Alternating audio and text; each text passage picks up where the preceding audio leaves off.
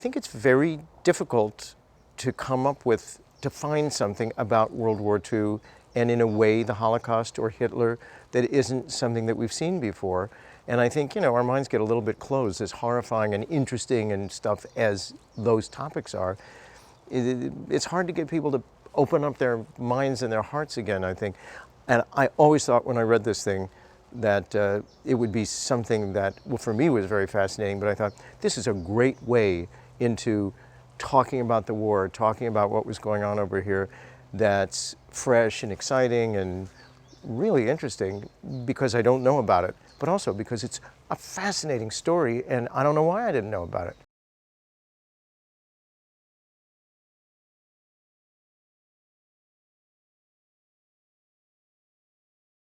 When we first meet Preston Savitz, he's a kind of an impresario, and you see me in my theater with some dancing girls. You don't see too much of that, but the image very quickly is, look at this guy. You're going to see him in a minute. He's going to be wearing a helmet and carrying a gun. How is this going to happen? Which feels kind of like me, actually.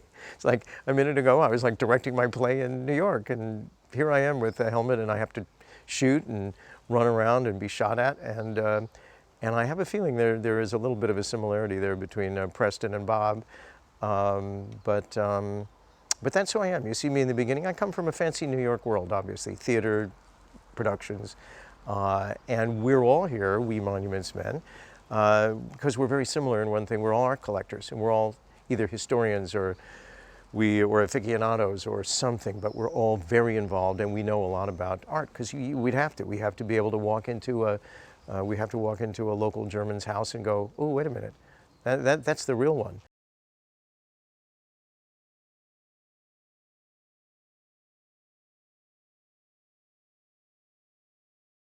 We Monuments Men are doing two things, actually. We're called Monuments Men because we got sent by President Roosevelt to protect historical landmarks during the war.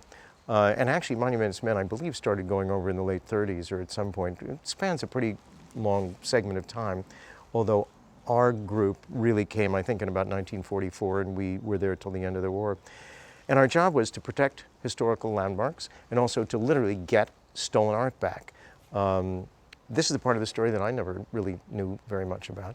The fact that Hitler systematically was scooping up all the great art that he could find. Now, in his mind, Picasso was not great art, so he burned all the Picassos he could find, which was a lot of Picassos, and a lot of other modern artists at the time were contemporary artists were burned because Hitler hated them. He thought they were decadent.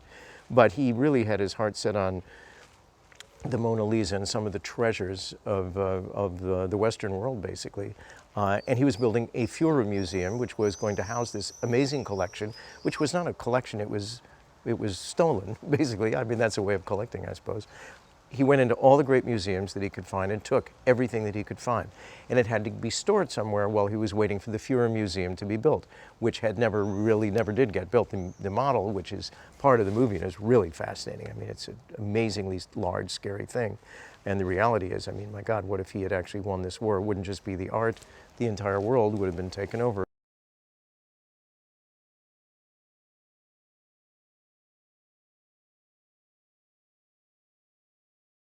All the great art that was saved as a result of what these guys were doing, and other people too. Kate Blanchett's character is hugely responsible, a French woman who appeared to be working for the Nazis but was working against them.